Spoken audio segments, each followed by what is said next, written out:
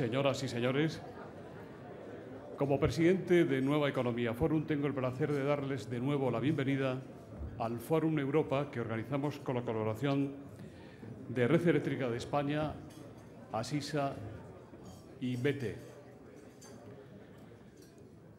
Hoy tenemos el especial honor de recibir en esta tribuna a la ministra de Asuntos Exteriores de nuestra querida República de Colombia, doña María Ángela Holguín, y también tenemos la satisfacción de que haya aceptado presentarla nuestro ministro de Asuntos Exteriores. Don José Manuel, la tribuna es suya.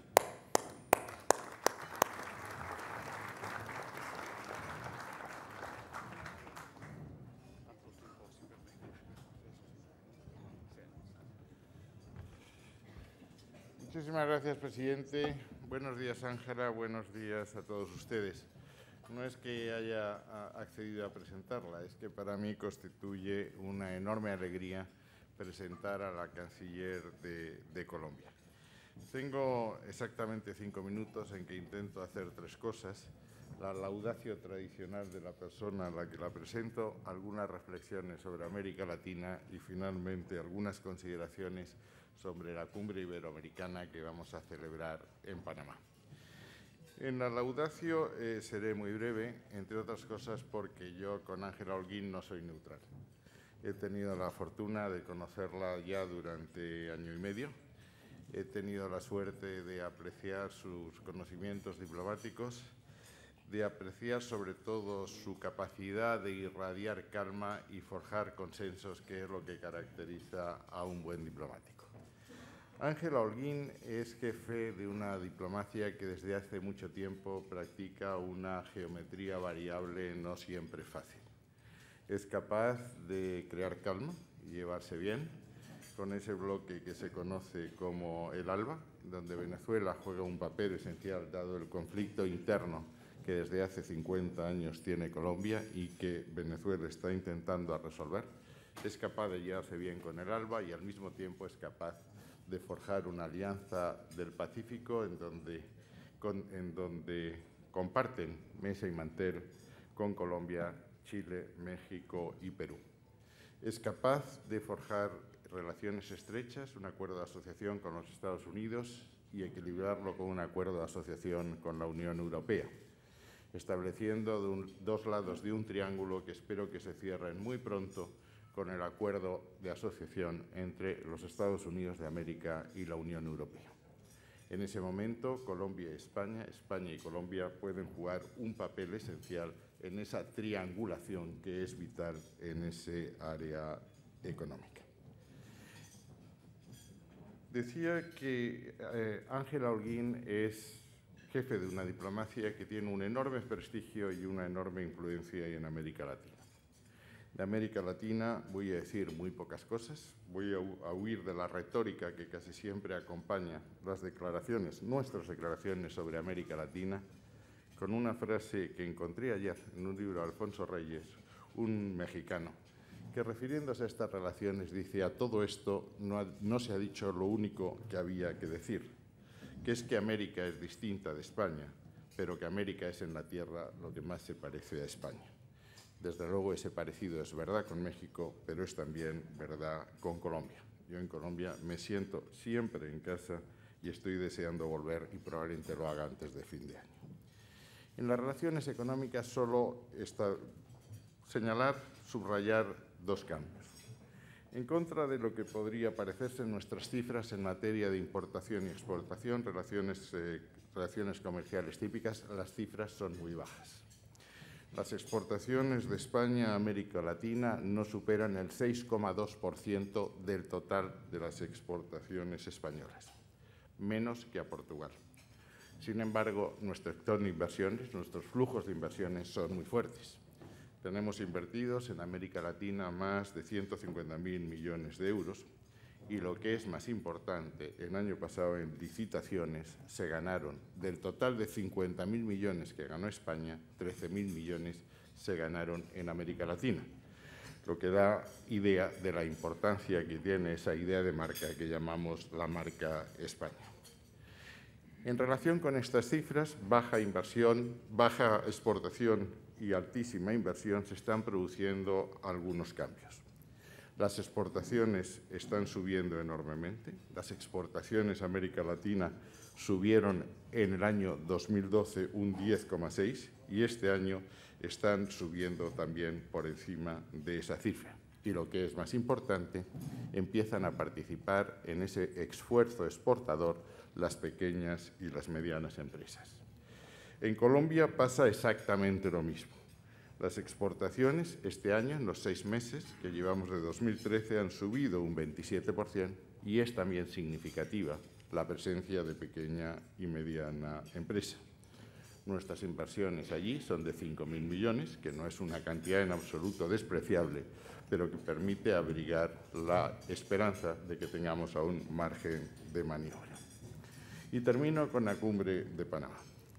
En la Cumbre de Panamá, que celebraremos el mes que viene, coincidiendo con el 5º centenario del descubrimiento del Pacífico, vamos a intentar, y Ángel ha tenido un papel esencial en este tema, darle contenidos muy concretos. Yo voy a señalar simplemente 5 iniciativas que tienen ese grado de concreción que pueden hacer atractivas las cumbres. En primer lugar, un encuentro empresarial en el que van a participar 52 grupos empresariales y 7 presidentes de gobierno. Cumbre empresarial que pretende realzar el papel del empresario, singularmente del pequeño y mediano empresario en el proceso de integración iberoamericano, que pretende explorar la vía para descubrir nuevos mercados y que pretende destacar el papel del emprendedor como motor de desarrollo. La segunda iniciativa concreta que se añadiría a este encuentro empresarial sería el Foro de la Comunicación, que lleva por título Los medios de comunicación como aliados del desarrollo en Iberoamérica. Participarán ahí todos los grupos de comunicación que ya participaron en CACI, en el primer encuentro empresarial, y que tendrá como ideas centrales la lengua como tronco común, las posibilidades empresariales de los medios de comunicación y los medios de comunicación como instrumento de solidaridad e integración. La tercera iniciativa, también de carácter concreto y vinculada al foro empresarial, es el arbitraje iberoamericano, del que participan 44 instituciones de contenido muy diverso, colegios de abogados, cámaras de comercio, etcétera, que pretende establecer un mecanismo de solución de conflicto más barato que los actuales y más enraizado en lo que es nuestra cultura, que en la cultura anglosajona, para resolver los contenciosos que afectan a las pequeñas y medianas empresas, teniendo en cuenta que los medios tradicionales de solución de conflictos son caros y lentos, haciéndolos prácticamente inviables para la pequeña y la mediana empresa. La cuarta iniciativa, que llamamos Movilidad del Talento, pretende movilizar en el espacio iberoamericano el conocimiento y la experiencia especializados en la aportación de valor añadido a los procesos de producción. Existen ya iniciativas firmadas por España con distintos países, Brasil, México, Perú, Ecuador, Paraguay, etcétera, y se trata de coordinar esa red para hacer posible esa movilización del talento en un momento en lo que se llama inmigración circular empieza a estar de moda. Eso se refiere a aspectos de información para que los talentos sepan dónde hay nichos de mercado, de homologación y reconocimiento recíproco de títulos, de ingreso en el país y, finalmente, de reconocimiento de las asociaciones empresariales y de seguridad social. La coordinación entre los distintos ministerios sería la quinta iniciativa. En la Ley de la Acción Exterior y Servicio Exterior, que está empezando su andadura en el Parlamento, hemos previsto que para expandir nuestra potencia de fuego diplomática sin gastar unos recursos presupuestarios que son cada presupuesto más escasos, es necesario incorporar funcionarios diplomáticos a las embajadas, a los consulados, a los departamentos comerciales, oficinas técnicas de cooperación, a la Unión Europea y también buscar alianzas con los países iberoamericanos, empezando por los más cercanos, como son la Alianza del Pacífico.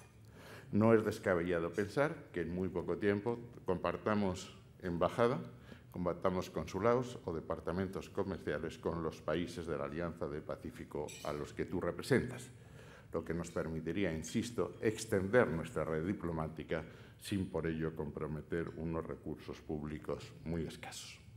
La segunda iniciativa en este terreno sería habilitar nuestra escuela diplomática junto a Portugal para impartir enseñanzas comunes a los diplomáticos de los países iberoamericanos que aquí aprenderían nuestra forma de hacer diplomacia y la forma en que funciona la Unión Europea.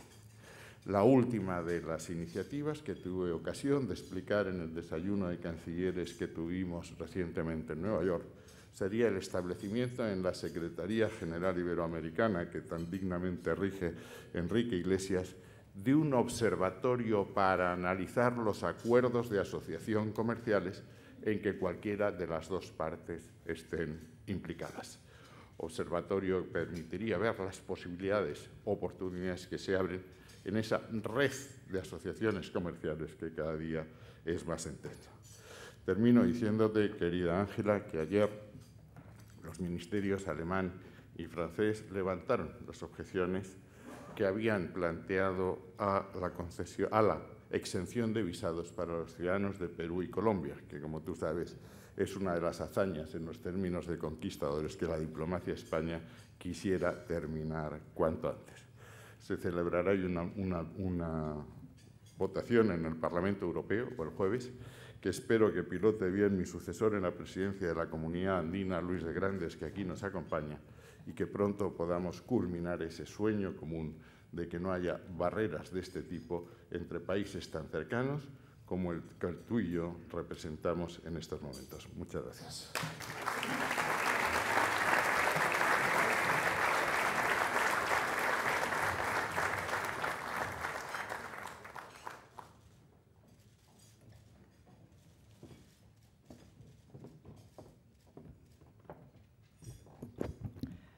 Bueno, buenos días a todos, señor ministro José Manuel García Margallo, señor José Luis Rodríguez, director de Nueva Economía Forum, don Enrique Iglesias, buenos días al señor embajador Orlando Sardi. Y están ahora conmigo, como cosa bien particular, todos los embajadores de Colombia en Europa que están aquí acompañándome. Les doy un saludo. Creo que para ellos también es una linda oportunidad estar y compartir con todos ustedes este desayuno. Muchas gracias, ministro, por sus palabras. Evidentemente nos ha tocado difícil, nos ha tocado no épocas tranquilas para la diplomacia colombiana, pero como dice el presidente Santos, por un lado eso forja el carácter y eso demuestra la casta. Entonces, le hacemos y le trabajamos día a día a una región que, por decirlo menos, está llena de diferencias en sus modelos económicos, en sus modelos políticos, en su manera de llevar las relaciones exteriores, pero que estamos convencidos que lo importante es el bienestar de la gente y el bienestar de los pueblos, y como dice el ministro, pues trabajamos con absolutamente todos. Quiero dar como un paso rápidamente sobre el país antes de entrar a la política exterior, que sé que es el interés, pero que una cosa no puede no estar unida con la otra. El presidente Santos ha hecho algo que creo que la historia se lo reconocerá, y es que independientemente de los esfuerzos que esté haciendo por la paz, que es su prioridad, uno hay porque los colombianos algún día podamos vivir todos en ese país tan maravilloso y con tantas oportunidades, todos mirando hacia el desarrollo y hacia el bienestar. Pero independientemente de que haya paz o no haya paz, que lo repito, ojalá haya, está haciendo unas reformas fundamentales en el país. Unas reformas que van desde la estabilidad macroeconómica,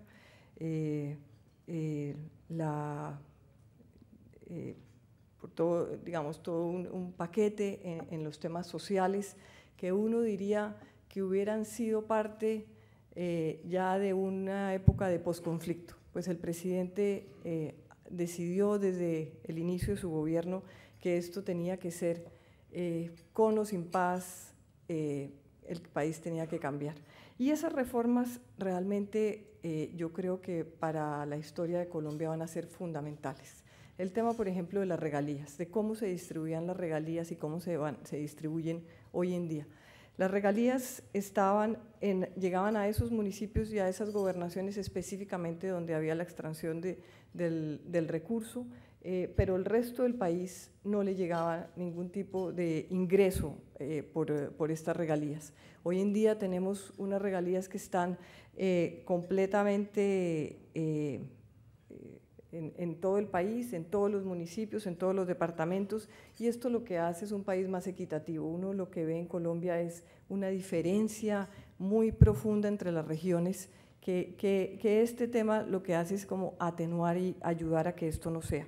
Igualmente las regalías estaban enfocados en unos áreas específicas. Hoy en día podemos utilizar esas regalías y los gobiernos locales pueden utilizar esas regalías en muchos otros proyectos, megaproyectos, proyectos digamos de gran envergadura, que muchas veces las regalías se iban en la cosa pequeña y en proyectos que duraban realmente el hospital, pero sin pensar más en el futuro y en grandes decisiones. Esto lo que está tratando el gobierno nacional, acompañando a esas decisiones de los gobiernos locales y regionales, es que realmente piensen en grande y piensen en esas obras de infraestructura que difícilmente podrían llegar de otra manera. Entonces, esto ha sido realmente muy importante para el país. Lo otro que es realmente, digamos, que no se ha visto en ninguna parte del mundo y es tal vez el primer paso hacia la paz, es la ley de víctimas y la ley de restitución de tierras. Esto puede verse como una etapa de posconflicto. Nosotros tenemos indudablemente una deuda con las víctimas, nosotros digo el país entero, con las víctimas, con la gente que ha sufrido el conflicto, el desplazamiento, y esta ley por fin lo que hace es de alguna manera restituirle a la gente, no solamente con recursos, sino muchas veces se necesita el perdón, y es lo que la gente necesita oír, y la ley lo tiene. Así que es un paso muy importante, es un paso que indudablemente no le adelantamos a los grupos armados, si se puede decir, a una solicitud y a una petición que seguramente estaría en la mesa. Y todo esto va acompañado con una decisión profunda del presidente de dedicarse a reducir la pobreza. Colombia teníamos el terrible récord de ser el país más inequitativo de la región. Afortunadamente lo hemos abandonado por este esfuerzo que hace el gobierno.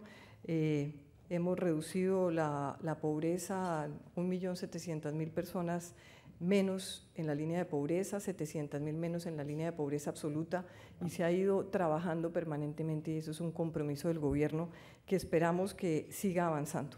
En cuanto al tema del desempleo, que eso es otro de los puntos esenciales, en estos 3 años se han generado 2.400.000 empleos, cifra yo creo que récord no solamente en América Latina, sino en general en el mundo, y más en un mundo con una crisis compleja, sobre todo para eso, para la generación de empleo. Estamos por primera vez en un dígito en la cifra de desempleo, 9.2, el Instituto de Estadística dio la cifra ayer, y eso para el momento es algo muy positivo, y muy positivo para Colombia, de que podamos seguir generando el empleo que es al final del día lo que la gente necesita. Tener esa seguridad de que el país les da eso, les da el camino a poder tener una mejor calidad de vida. El otro tema al que se le ha trabajado enormemente es al tema de la educación. Estamos convencidos que sin educar a la gente no tenemos cómo salir al otro lado. Yo creo que eso pues lo comparte absolutamente todo el mundo. Logramos en este gobierno algo que era, yo creo que el sueño de muchos, pero que no se ha podido, y era la gratuidad en primaria y secundaria en absolutamente toda la población. Eso en este momento cubre más o menos 8 millones de personas que les tocaba costear su educación y que hoy en día no lo tienen que hacer. Igualmente las posibilidades de becas y estudios de posgrado ha ido creciendo en lo que el gobierno ha podido avanzar en ese apoyo. Entonces, es como mirando en cada uno de los sectores un compromiso a fondo por el bienestar de la gente, por lograr que esa inequidad en la cual desafortunadamente hemos estado inmersos, pues termine. En el tema comercial, aquí tengo el honor de estar con el ministro de Comercio, Sergio Díaz Granados, que estaba de paso de tomar una conexión y muy amablemente nos ha acompañado.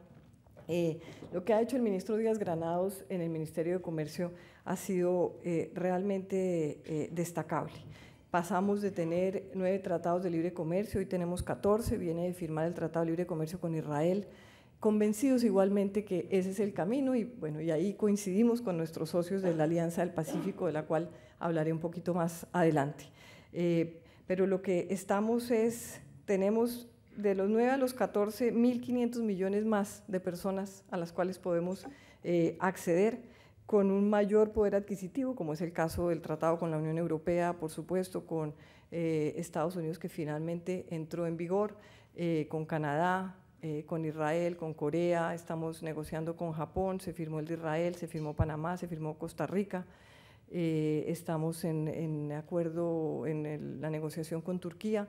Igualmente convencidos que ese es el camino que tenemos que darle a nuestros exportadores y a los inversionistas que estén interesados en Colombia, el camino. En eso lo que hacen los tratados, y bien lo decía el viceministro de Comercio, hay que tratar de no estorbar para que el sector privado pueda hacer lo que tiene que hacer. Y eso es lo que hacemos con los tratados de libre comercio y con esas reformas internas que hacemos permanentemente en el tema de aduanas, en todos esos temas que se vuelven engorrosos para el sector privado y que lo que tiene que hacer el Estado es no estorbar. Así que en eso vamos muy bien. Estamos en el 5º lugar en el Doing Business como un país aliado para la inversión. En eso el Ministerio pues sigue trabajando enormemente. Hemos llegado a una cifra de 60.000 millones de dólares en exportaciones, cosa que es increíble. Veníamos del año 2011, Sergio, si no me equivoco, como de 42.000. Así que eso, ahí ya uno ve reflejado esos beneficios de los tratados de libre comercio. En importaciones más o menos la cifra es similar, así que lo que vemos es que estamos como en un balance muy positivo. Y en inversiones 16.000 millones, cosa que también veníamos de 12.000 más o menos, con una participación importante de la región, el caso chileno, y esperamos que la Alianza del Pacífico igualmente genere también un aumento de la región en el tema de inversión, pero países como España, como Gran Bretaña, como Estados Unidos, pues sigue siendo unos grandes inversionistas en Colombia. Así que en términos comerciales, la Cancillería acompaña permanentemente al Ministerio de Comercio Exterior a abrir esas puertas que necesitamos abrir y que creo que le daremos a nuestra gente esa posibilidad de tener más alternativas, porque aquí ya entro entonces en la parte de la política exterior y que es clarísimo que Colombia casi que puso todos los huevos en una sola canasta, que fue el mercado venezolano. durante décadas. La facilidad, obviamente, para exportar a Venezuela que tienen los colombianos es inmensa, es infinita, pues ustedes lo conocen cuando es exportarle al vecino, que son simplemente unas cuantas horas de carretera, ni siquiera avión, pero que las circunstancias del país y las diferencias que hubieron, pasamos de 6.800 millones en el año 2008 a 200, 300 en el año 2009, o sea, la caída fue total, perdimos ahí alrededor de eso, casi 7.000 millones, y a lo que nos convencimos que lo que tenemos es que abrir nuevos mercados. Yo creo que todas las crisis traen oportunidades y fue una oportunidad para que Colombia viera que se tiene que abrir más al mundo, que tiene que tener mayor cantidad de socios y no quedarse tan cerrada en unos pocos. Pero hemos ido recuperando en ese relacionamiento con Venezuela, se ha ido recuperando, estamos cerrando como a 3.500 millones este año. Lo que hemos hecho en política exterior y a qué, digamos, nos hemos dedicado, les diría como básicamente a tres temas fundamentales. El primero era mejorar el relacionamiento en la región y el relacionamiento con los vecinos, es nuestra región natural, es ahí donde debería mejorar el comercio interregional, es ahí donde uno siempre cree que debería estar el mayor potencial.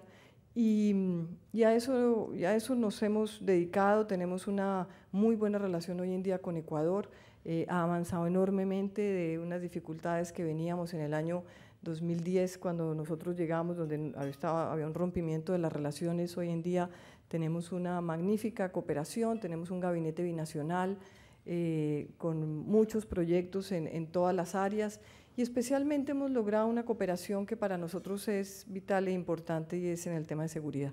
Y en eso hemos venido trabajando muy bien con el Ecuador, igualmente en los temas de una cifra importante de colombianos que por la situación del conflicto en Colombia se han ido al Ecuador, y que yo creo y estaba convencida que estábamos en mora de trabajar con Ecuador para aliviar un poco esa carga que tienen. Hemos montado una oficina del plan retorno de la gente que quiera volver al país con estas nuevas condiciones que tiene. El tema de la ley de tierras y de víctimas ayuda mucho a las personas que se han ido al Ecuador desplazadas o que están en refugio en el Ecuador, pero en general la relación va muy bien. Con Venezuela tenemos unas comisiones que nos reunimos cada cierto tiempo, avanza no al ritmo que nosotros quisiéramos, pero estamos convencidos que es una relación que tiene que funcionar, que tenemos que trabajar juntos. Nosotros estamos muy agradecidos, como lo dijo el ministro García Margallo, con Venezuela por esa ayuda y colaboración en el tema del proceso de paz. Eso es fundamental para Colombia, y Venezuela en eso ha ayudado, ha aportado. El presidente Chávez pues fue una figura importante en el momento en que esto se estaba pensando. Entonces, para nosotros eso es extremadamente valioso. En el resto de la región hemos venido trabajando, como ustedes lo han visto, con la Alianza del Pacífico. Es tal vez el mecanismo de integración más importante que ha tenido la región en décadas, por lo menos la más práctica y la que mayores resultados estamos convencidos que va a dar.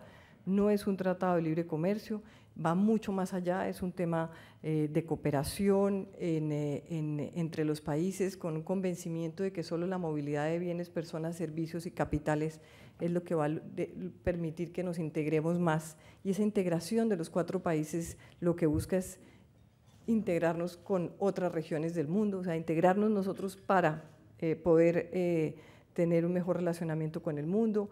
Si bien es cierto que cuando se inició esto en el año 2011, abril de 2011 fue la primera reunión, hay que reconocerle al presidente Alan García del Perú, quien tuvo la iniciativa de ponerle un acelerador a ese otro proyecto de integración que se llama el Foro Arco del Pacífico, pero que estábamos todos los que tenemos costa sobre el Pacífico, pero que caminaba lentamente. Y el presidente Alan García un día llama a los 3 presidentes y les dice: esta es una oportunidad importante de que aceleremos, de que nos integremos más y empecemos nosotros que tenemos tratados de libre comercio entre nosotros, que creemos en el libre comercio, que creemos en que solo la competitividad es lo que va a lograr un mayor crecimiento y lo que va a lograr el desarrollo. Y así empieza abril del 2011, hoy en día es muy impresionante lo que tenemos en esa movilidad de bienes, personas, servicios, capitales. Pues en la movilidad tenemos ya México quitó las visas para Colombia y Perú, lo que ha hecho en el caso colombiano el incremento del turismo a México, vamos en el 35%, es muy impresionante, y eso igualmente seguramente las cifras con el Perú serán iguales, y lo que hace también es como quitar esa cosa tan antipática que da las visas, y en esto obviamente quiero agradecer al ministro García Margallo y a la Cancillería y a Moncloa por todo el esfuerzo que están haciendo para que nos quiten la visa a Perú y a Colombia, la visa Schengen, que realmente es más como un mensaje que creen en nosotros, que sienten que el país ha cambiado, que las cosas son distintas, y para el colombiano es muy importante. El colombiano que le toca sacar visas casi para el mundo entero, pues es una sensación de que no nos están viendo como parias, que nos están viendo como lo que somos, la gran mayoría de los colombianos, gente trabajadora que ante la adversidad del país ha crecido y que lo que quiere es el bienestar de su gente. Así que ese tema de las visas es importante. Por eso en la Alianza del Pacífico ese punto era esencial. México lo hizo en muy poco tiempo. El convencimiento del presidente Calderón, que quería hacerlo antes de dejar la presidencia, pues lo logró. Y ya en eso se ve la diferencia que hay en el relacionamiento entre los países. Igualmente el tema de las bolsas de valores está integradas en el MILA, Colombia, Perú y Chile. México está pasando en este momento una ley por su Congreso para incorporarse y que estén las cuatro bolsas. El mercado de capitales unido de los cuatro. Esperamos que esto se logre pronto. En el tema de educación, porque estamos convencidos también que necesitamos conocernos más y que la movilidad de los estudiantes es tan importante como puede ser la movilidad del empresario más adelante.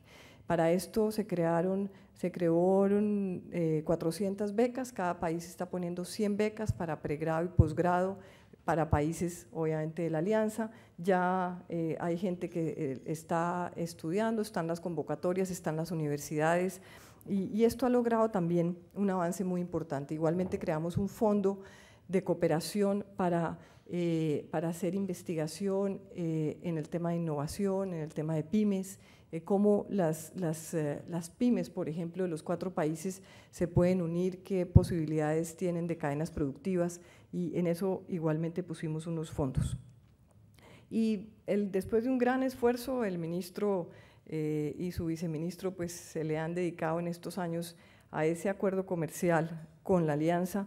Logramos hace mes y medio en la última reunión pues llegar allá al 92% de cero arancel a partir de que sea aprobado por los congresos, un 8% que más o menos es en 6, 7 años, y un 1% que se va a alargar un poco más, que son esos productos sensibles que tiene cada uno de los países, pero que estamos hablando de un 1%, o sea, lo que es increíble es en 2 años haber llegado a esto, y estamos convencidos que esto va a lograr que haya cadenas productivas, que lo que se produzca en México se procese en Colombia, pueda exportarse por Chile, y en eso lo que realmente estamos generando con Alianza es, digamos, es un país grande, son 206 millones de personas, es el 35% del PIB de América Latina, es el 50% de las exportaciones de América Latina, y sí creemos que ese es un gran esfuerzo.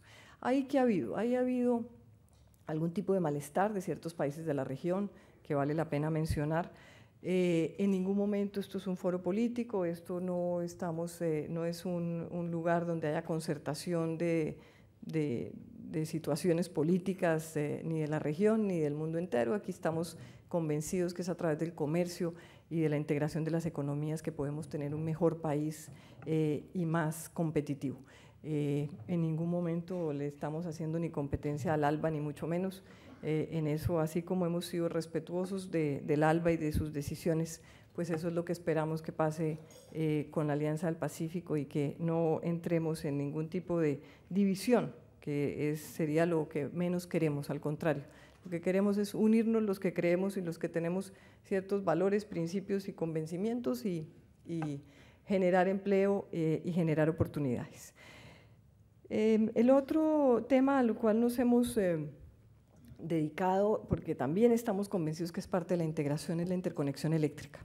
Colombia, afortunadamente, pues es un país con mucha energía, tenemos una matriz con casi el 75% de energía hidroeléctrica, cosa pues que para las situaciones del mundo es realmente un privilegio, y con una capacidad y con una posible capacidad instalada a futuro que nos da mucha tranquilidad, y lo que queremos es estar interconectados con la región, tanto con Centroamérica como con Suramérica. Queremos llegar a Chile, queremos ser una posibilidad para Chile para que pueda utilizar energía en todos sus proyectos que tiene en el norte de Chile, de ese potencial minero que tiene Chile y que tiene dificultades en su energía. Igualmente Perú es un gran productor de energía y entonces en eso también hemos trabajado fuertemente. Estamos convencidos es que tenemos que trabajar y ponerle la energía es ahí, en donde realmente puede cambiarle la vida a los países.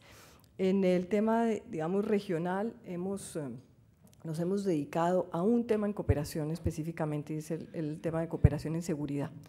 Colombia, pues como ustedes saben, tenemos un know-how hoy, afortunadamente, pero pues desafortunado que el país haya tenido que pasar por ahí, pero tenemos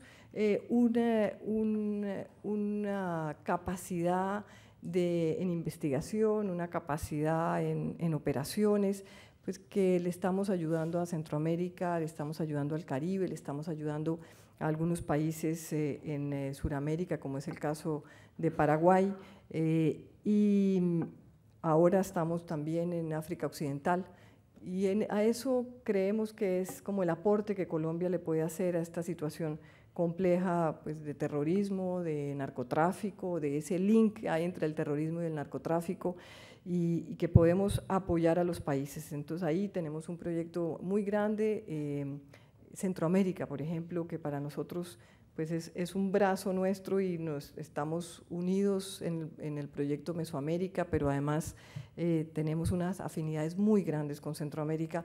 Pues nos hemos dedicado a apoyar a países como Honduras, Guatemala, Costa Rica, y lo seguiremos haciendo convencidos, y lo que yo creo que cada país ayuda es en aportar en lo que sabe, y eso es lo que sabemos. Otro de los aspectos de la política exterior al cual le hemos trabajado enormemente es a cambiar la agenda con los socios tradicionales. Cuando uno miraba socios tradicionales, llamo los países europeos, Estados Unidos, Canadá, cuando uno miraba la agenda de Colombia, pues era una agenda que deprimía un poco, porque entonces todo era el tema del conflicto, de las drogas, de los derechos humanos, y nada que al país le aportara realmente. Obviamente seguimos trabajando a fondo, comprometidos con los derechos humanos, tenemos reuniones con la Unión Europea en el tema de derechos humanos, con Estados Unidos, y estamos muy convencidos. Y en eso el cambio de la agenda ha sido realmente importante. Estamos en temas de educación, de ciencia y tecnología, de innovación. En el caso con Alemania, por ejemplo, que aquí tenemos a nuestro embajador en Alemania, ese tema de la innovación se ha vuelto un tema que es el relacionamiento, digamos, el foco fundamental del relacionamiento con Alemania, y eso es lo que queremos aprovechar todo ese potencial que tienen los países europeos en algo que al país le sirva, crezca, progrese, y lo otro está, pero Colombia va mucho más allá. Yo creo que lo que hemos hecho en este tiempo es salir de ese, como metidos en nosotros mismos, en lo que estábamos, y mirar al mundo. Igualmente, por eso es el relacionamiento que hoy en día tenemos con Asia, hemos abierto muchas embajadas en Asia, Alianza del Pacífico pues es parte fundamental de esto, pero es eso, es poder tener muchos más socios, ser un país confiable para muchos más países y poder aprovechar tantas oportunidades que hay, para el crecimiento de Colombia y que desafortunadamente por las décadas de conflicto nos habíamos quedado tan encerrados en nosotros mismos. Pero eso, digamos, a grandes rasgos, pero un tema que es fundamental y no quiero acabar sin decirlo, el relacionamiento con España. Nosotros creo que no pudimos coincidir más en más cosas como es España y Colombia. Para nosotros los españoles son más que bienvenidos. Cada empresa española que llega a Colombia para nosotros pues es muy grato. Estamos con una cantidad de posibilidades de inversión y de posibilidades de empresas españolas vayan a Colombia en diferentes áreas. Todas son más que bienvenidas. Tenemos un cariño profundo por los españoles, ministro. Así que en eso sepan que para nosotros, de todos los países europeos, pues España sigue siendo y seguirá siendo ese país que tenemos en el corazón, con el cual nos sentimos tan identificados y que lo que queremos es seguir y continuar estrechando estos lazos.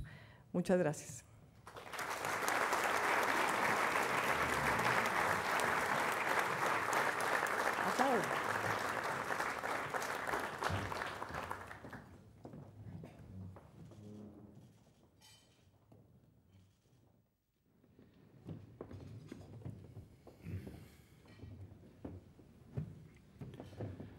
Muchas gracias, señora ministra. Muchas gracias, señor ministro, por presentarla. Francisco Rodríguez dice: usted ha elegido Madrid para celebrar una importante reunión de 2 días con los embajadores de su país en Europa, a los que ha saludado usted al principio de la sesión. ¿Podría decirnos algo sobre los objetivos y las nuevas metas de la estrategia diplomática de Colombia en el viejo continente? ¿Qué valoración hace del Tratado de Libre Comercio con la Unión Europea y qué respondería usted a los movimientos agrarios en su país respecto al perjuicio de este tratado sobre Colombia? Bueno, sí, están aquí los embajadores en Europa estos 2 días. Yo hago generalmente durante el año reuniones por regiones para poder tener una mejor conversación con los embajadores. Hay cancillerías que los llevan una vez al año absolutamente a todos, 2 días y están en capital, pero he pensado que para mí es mucho más útil y estoy convencida que para ellos también este diálogo más pequeño donde podemos tratar temas, lo que le pasa a uno seguramente le pasa al otro y se va aprendiendo de esas experiencias. Vengo de hacer una en Asia hace mes y medio y en América del Sur hace 20 días. Y sí es increíble lo que se aprende y lo que cada uno puede aprovechar del otro. Básicamente, como ustedes comprenderán, tenemos muchos temas, pero hay 2 temas, es el Tratado de Libre Comercio, cómo va en cada uno de los parlamentos su aprobación, cómo ven las posibilidades de crecimiento de exportaciones e inversión. Igualmente el tema de la visa Schengen, ministro, ese ha sido un tema, cada uno está más contento que el otro, así que ha sido muy positivo y viendo cómo podemos trabajar en cada uno de esos países para que esto logre un apoyo claro y pronto, así que básicamente lo que hemos mirado es eso. Yo creo que hay obviamente otros temas de la agenda particular de cada uno. En el tema agrícola, si yo les dijera que el campo creció ahorita 7.5, uno no puede creer que un campo que se paró durante 20 días, al mismo tiempo podamos decir que el crecimiento fue de 7.5. Ahí es donde uno ve que el tema político también pues está detrás de todo esto, porque si fuera un campo que no creciera, se entendería. Hay muchos factores que yo creo que se unieron. Voy a decir aquí algo que va a sonar, pero el tema cafetero, cuando empezó el paro cafetero, ese yo creo que fue como la antesala de esto. Los subsidios agrícolas, el tema del subsidio son complejos, los subsidios siempre tienen distorsiones y complican la situación, eso fue lo que pasó con con el paro cafetero. El café ha bajado mucho de precio. Colombia es un país que para Colombia el café es importante no solamente por el nivel de exportaciones, sino por la manera en que se produce café en Colombia. Son pequeños minifundios, son personas que tienen cada uno muy poquitos hectáreas de café. Luego, por eso es tan importante mantener a los cafeteros bien, porque pues es el sustento de muchas familias. O sea, esto no son grandes terratenientes, ni mucho menos, sino minifundios. Entonces, pues, pero ahí yo creo que empezó un poco la complejidad. Lo otro, que el ministro de pronto no va a estar tan de acuerdo conmigo, porque lo hablaba con el viceministro, yo creo que la pérdida del comercio con Venezuela, año 2009, nos están igualmente, esa es una factura que está pasando, porque son unos sectores que es fundamental ese comercio. El tema, por ejemplo, de la papa en una zona que fue muy dura, que fue la zona de Boyacá. Y esa era un mercado que estaba en el año 2008 y que se perdió completamente, y completamente es que nunca se pudo volver a recuperar. Entonces, ese tipo de situaciones, pues, que son individuales pero que se van uniendo, es lo que generó desafortunadamente lo que se vio con el paro agrario. Yo creo que también tenía un trasfondo político mayor, y más cuando uno ve ahora la cifra del crecimiento. También tuvimos unas muy buenas cosechas, que eso es increíble que eso se le vuelva en contra al país, tanto de cebolla como de papa, y eso nos llevó a que ciertas zonas el precio pues cayera descomunalmente, y bueno, esto viene también, ahí se generan todos esos inconformismos, pero yo creo que han sido superados. Creo que esto otra vez, como las crisis traen oportunidades, este gran pacto por el campo es algo muy positivo y algo que estaba en mora en Colombia también.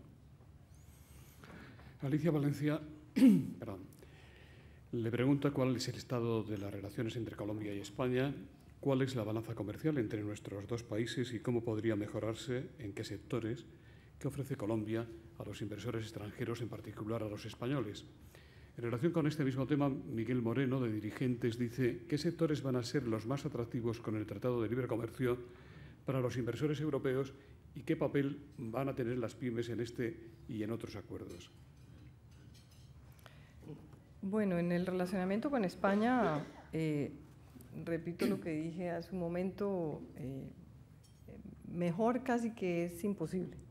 En lo político coincidimos enormemente en casi todos los aspectos.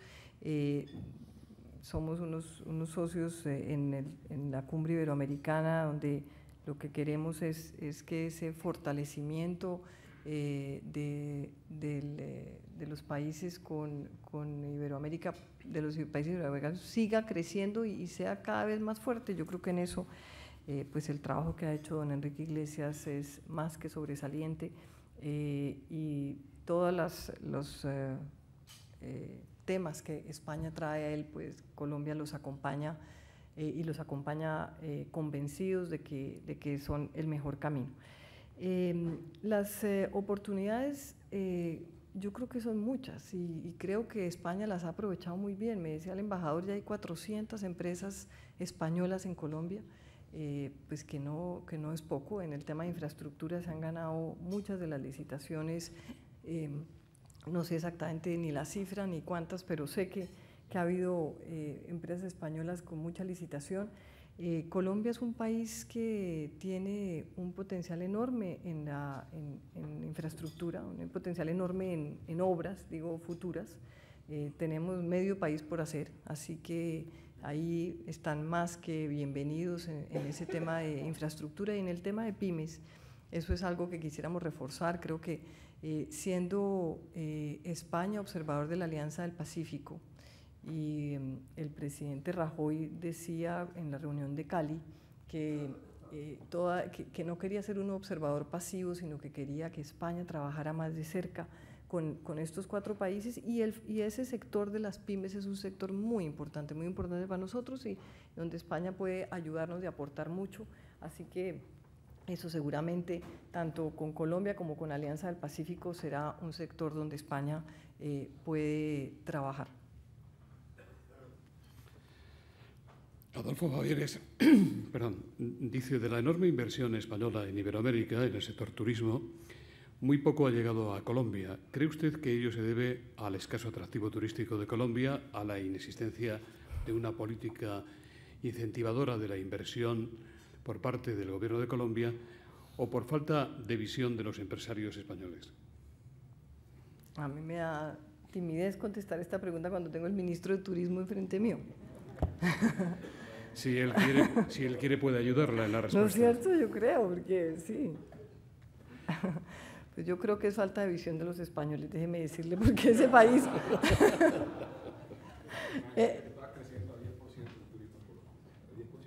Ministro, le dejan el micrófono para que lo diga. Yo hablo si me lo autoriza mi canciller. No, pero por favor. Le ha invitado a hacerlo. Pero complementando el titular que puso María Ángela allá, diría lo siguiente: el promedio de crecimiento del turismo en Colombia está en 10% tasa anual compuesta y el promedio mundial está en 3,5% de crecimiento. El sector pesa ya casi 3% del PIB en Colombia, podría pesar el 5 o el 6 en una década.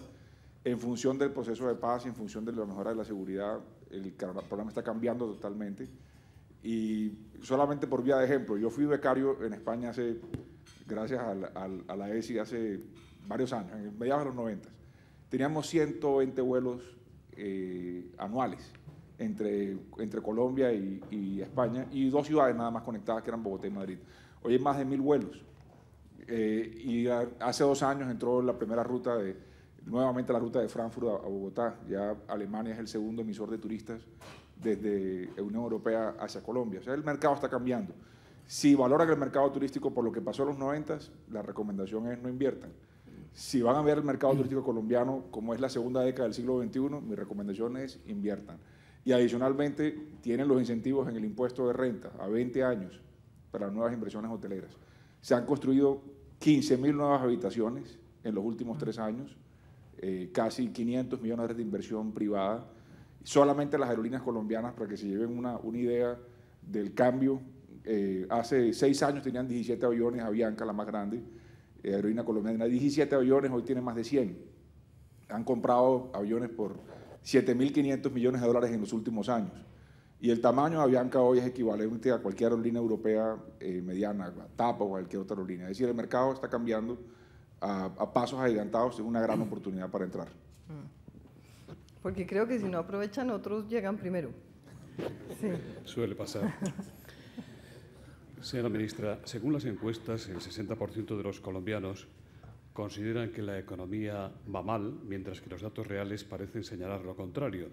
¿Puede ser esto debido a que los colombianos perciben un reparto muy desigual de la riqueza y que al presidente Santos le está resultando muy difícil conectar con las capas más amplias y menos favorecidas de la sociedad?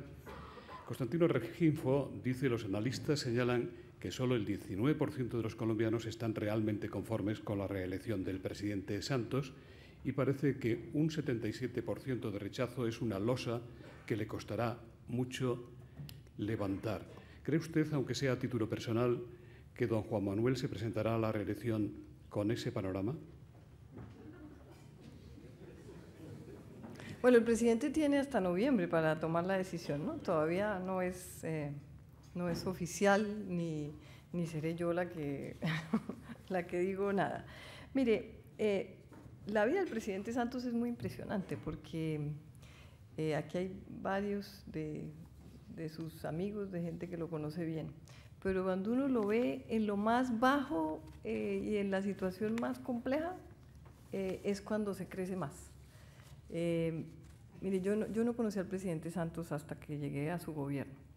Y el tema que siempre decían, no, es que Juan Manuel Santos quiere ser presidente, pero bueno, estaba por debajo de la línea de no sabe, no responde en las encuestas. Ganó con la mayor cantidad de votos que ha ganado un presidente en la historia de Colombia. Y 2 meses antes creíamos que el señor Mocus se lo iba a llevar por delante. En la vida del presidente eso es recurrente. Así que estas cifras de ahora, las encuestas, entre otras una encuesta tomada el día del paro, porque cuando uno ve por televisión las imágenes que le mostraban, pues obviamente si lo llama a un encuestador y le pregunta que qué cree, pues le parece todo un desastre. Entonces también son unas encuestas tomadas en un momento pues muy difícil, pero yo le diría independientemente de las encuestas. El presidente está jugado por algo que para los colombianos es la vida entera, que es la paz. Y yo creo que tarde o temprano eso lo ven los colombianos y es lo que queremos ver. Lo que queremos ver es un país en paz, es poder que todos ustedes vayan, compren todos los hoteles que puedan, todos podamos ir a ellos y vivamos todos con todos. Es que lo que la gente no sabe para los colombianos, lo que ha sido una vida, yo no conozco nada distinto, no les voy a decir cuántos años tengo, pero no conozco nada distinto, de que no ha sido, de que ha sido ante la adversidad y no puede uno salir porque entonces el secuestro y no puede uno ir más allá porque es que el para ir más allá porque la guerrilla. O sea, el colombiano, yo no creo que haya un colombiano con la cabeza bien puesta que no crea que la paz es la solución para ese país. Y el presidente se la ha jugado, se la está jugando y sí creo que los colombianos le vamos a reconocer eso y a votar por eso. Parece usted que anima al presidente Santos a que se presente. Fernando Bayo, a la reelección. Fernando Bayo, de Radio Colombia, de Prisa, dice: si llegado el momento el presidente Santos decidiera no presentarse a un segundo mandato, ¿estaría usted dispuesta a ser candidata a la presidencia de Colombia? No. Estoy impedida. La semana pasada el presidente Santos pronunció un emotivo discurso ante la Asamblea de Naciones Unidas señalando la importancia del actual proceso de diálogo para la paz en Colombia. ¿Cómo van las conversaciones en lo que usted nos puede decir? ¿Hay un mínimo de lealtad entre las partes? ¿Ve acuerdos importantes a corto y medio plazo? ¿Es optimista el gobierno del que usted forma parte? Sí, indudablemente somos optimistas y hemos llegado a unos avances que en Colombia nunca habíamos tenido. Nunca habíamos tenido un acuerdo con las FARC en absolutamente nada. Y ya en ese primer punto, y ese fue como esos derroteros que uno necesita que pasen para que el camino se despeje. Y el haber logrado un acuerdo, pues lo hace a uno más convencido de que vamos bien. No es difícil, es muy difícil, son 50 años de conflictos, 50 años de creer los unos en los otros, pues es muy complejo, pero yo sí soy muy optimista. Yo creo que hemos llegado lejos ya en este esfuerzo y creo que para las FARC no hay otro camino, no hay otro camino que esta mano tendida que le está dando el presidente Santos. Más preguntas. Colombia se ha negado a cumplir la sentencia del Tribunal de La Haya sobre el conflicto con Nicaragua sobre aguas internacionales. ¿Por qué esa postura? Claudia Rojas, en esta misma línea, dice: el expresidente Pastrana le acusó a usted de filtrar documentos secretos de la Comisión de Relaciones Exteriores sobre el conflicto con Nicaragua. Desde la Cámara Colombiana de Representantes han instado al expresidente a que presente pruebas para demostrar sus acusaciones contra usted. ¿Qué puede decirnos en su descargo, señora ministra? ¿Teme que don Andrés pueda ir más lejos y presente una demanda penal contra usted? ¿O será usted la que contraataque, como sugieren algunos diputados colombianos, instando al expresidente a que justifique las decisiones que tomó Pastrana en su gobierno cuando se estaba presentando la demanda ante el Tribunal Internacional de La Haya? Mire, aquí voy a contestar el tema de Nicaragua y del fallo. Lo que diga el presidente Pastrana pues es algo que es más interno del país y que no vale la pena ventilar. Aquí los presidentes que tuvieron este proceso, que fueron Pastrana y Uribe, pues también tienen sus pensamientos de qué fue lo que hicieron, que hubieran podido hacer mejor. Entonces no voy a entrar pues en esa respuesta. En el tema de Nicaragua, nosotros en ningún momento hemos dicho que no hay un acatamiento del fallo ni que no lo estamos aceptando. Lo que hemos dicho y hemos sido claros es que no lo podemos aplicar porque va en contra de la Constitución. Mientras no resolvamos el tema constitucional, pues no podemos avanzar en su aplicación. Y esta aplicación no es algo que uno piense que Colombia, ¿dónde está sacando este as debajo de la manga? Ni mucho menos. Cuando uno mira los casos y los fallos en la Corte, la aplicabilidad toma años. Les digo un caso, por ejemplo, el de Armenia, Gran Bretaña, 40 años en su aplicación. Camerún, Nigeria, vamos en 12 y todavía no se ha acabado de aplicar. Los mismos casos de Nicaragua, no está aplicando el caso con Costa Rica, no ha aplicado el caso con Honduras. Esto del tema de la aplicación no es un tema que es de un día para otro, o sea, el tema de la aplicación, ni siquiera la misma Corte tiene fechas en cuándo sea su aplicación. Y en ningún momento hemos dicho que no, ni aceptamos el fallo ni que no aceptamos a la Corte Internacional de Justicia. ¿Qué hizo el presidente? La Constitución del 91, en el artículo 101, es clarísima en decir que los límites del país no se modifican sino por tratados ratificados por el Congreso y aprobados por el Congreso y ratificados por el presidente. Y en eso no hay margen distinto, porque el presidente llega a hacer algo y entonces el día de mañana es que por qué entregó algo que la Constitución se lo prohibía. Entonces, lo que estamos haciendo y lo que hizo el presidente fue demandar ante la Corte Constitucional los 2 artículos de ese pacto de Bogotá, de la ley que introduce el pacto a la legislación colombiana, para que la Corte diga, la Corte Constitucional, exactamente cuál es el camino a seguir. Nosotros, de alguna manera, hemos tenido un diálogo con Nicaragua, sobre todo en los primeros días después de que el fallo salió. En ningún momento ha habido ningún incidente en la zona, ni ningún incidente que hayamos tenido en las conversaciones, ni mucho menos. Pero hasta que la Constitución no nos diga, no podemos hacer absolutamente nada. Se lo explicamos a la Corte, mandamos una persona a la Corte Internacional de Justicia que jurídicamente explicara esta posición, y en eso, digamos, que creemos que no está haciendo ni nada novedoso ni nada distinto a cumplir la Constitución del país.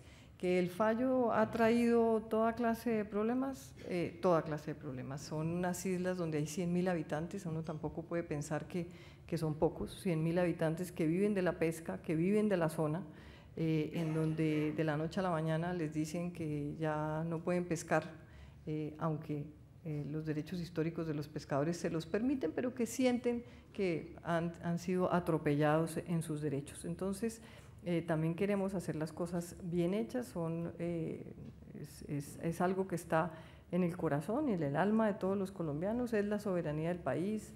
Entonces, pues no es algo que podemos simplemente pasar por encima de algún mandato clarísimo que da la Constitución. Muchas gracias. Carlos Cuberos dice: usted firmó con su colega de El Salvador la semana pasada un memorando de entendimiento para prevenir e investigar la trata de personas.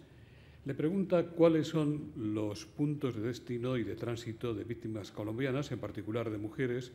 ¿Está en España y otros países europeos entre esos países de destino? ¿Cuál es la dimensión del problema y qué están haciendo para atajarlo?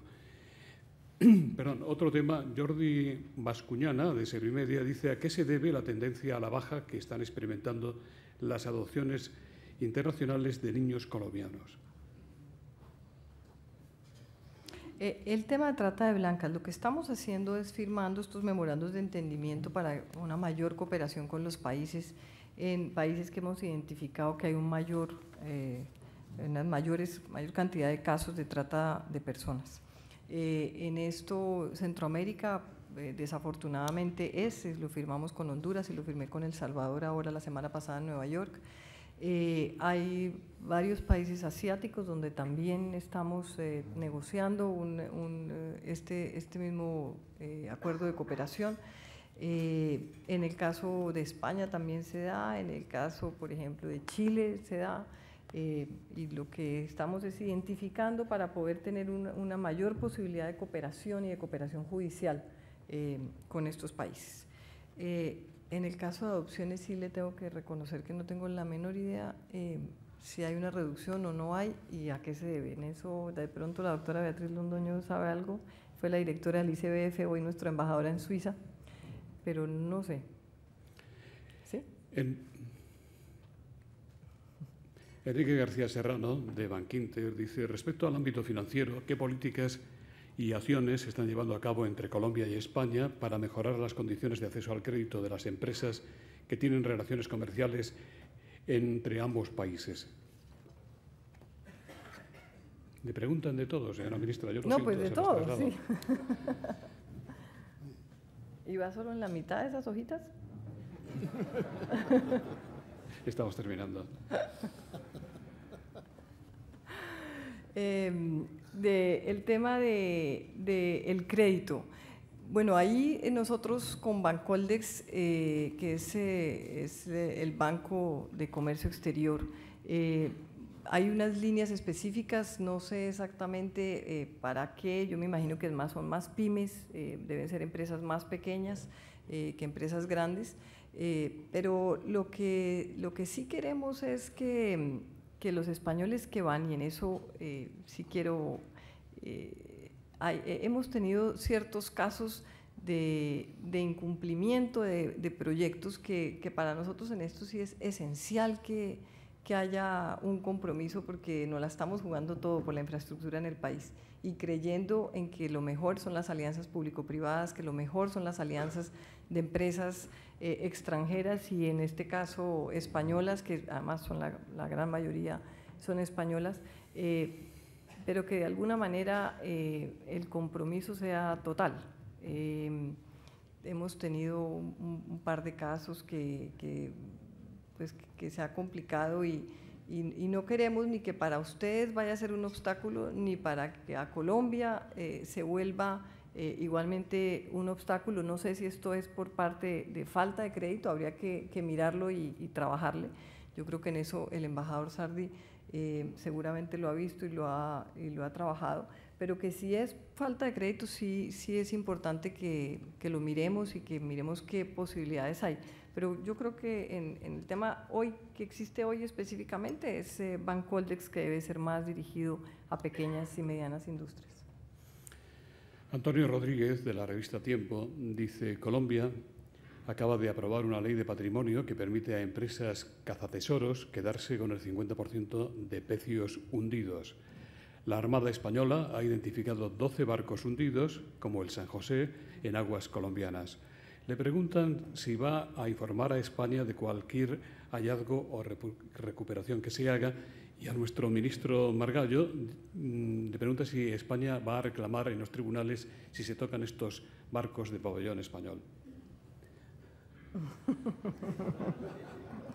Bueno, la ley acaba de ser aprobada, a la ley le falta pasar por la Corte Constitucional, que tomará sus meses, por no decir que de pronto todo un año, y después a sanción presidencial. Entonces, digamos que ha generado mucha controversia la ley, en eso estamos teniendo pues mucho cuidado en todo lo que se dice o en todas las especulaciones, porque pues efectivamente es un tema muy, muy complejo. No sé si el ministro García Margallo quiere… Ya que pasa por aquí. Ángela, la protagonista eres tú. Es obvio que si creemos que nos asisten los derechos, los reivindicaremos en los foros que consideramos convenientes. Muchas gracias, señores ministros. La última pregunta para la señora Holguín. Se ha anunciado el relevo del hasta ahora embajador de Colombia en Madrid, don Orlando Sardi de Lima, que regresa a su país después de hacer aquí un excelente trabajo y dejando muchos amigos que ha sabido ganarse.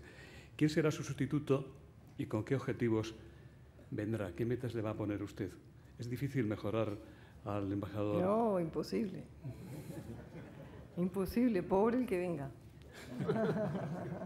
Hemos presentado beneplácito y de una persona de unas altísimas calidades, y esperamos que igualmente tenga una buenísima relación con todos los españoles, puesto que para nosotros realmente es muy importante. Es el doctor Fernando Carrillo, exministro del Interior. Muchas gracias. Don Ramón Casanova, en nombre de las entidades que hacen posible este Fórum Europa, va a despedir el acto con permiso de los ministros. Buenos días. Quiero darle las gracias en nombre de BT, Red Eléctrica Española, y Asisa, la compañía a la que represento en esta mesa, a doña María Ángela Holguín, por sus palabras. Valoramos sus esfuerzos en relaciones externas de Colombia para lograr tratados comerciales, Tratado de Libre Comercio, Alianza del Pacífico, etcétera, que nos ha explicado, así como su compromiso con los derechos humanos. En cuanto a las reformas internas, también nos parece muy importante las inversiones estratégicas que están haciendo en infraestructura y en energía, la reducción de la pobreza, el control del paro y las inversiones y esfuerzos en educación. Es cierto que la señora Holguín irradia calma, como ha dicho nuestro ministro. Muchas gracias, señora Holguín. Muchas gracias, ministro, por su presentación. Muchas gracias a todos ustedes por su presencia.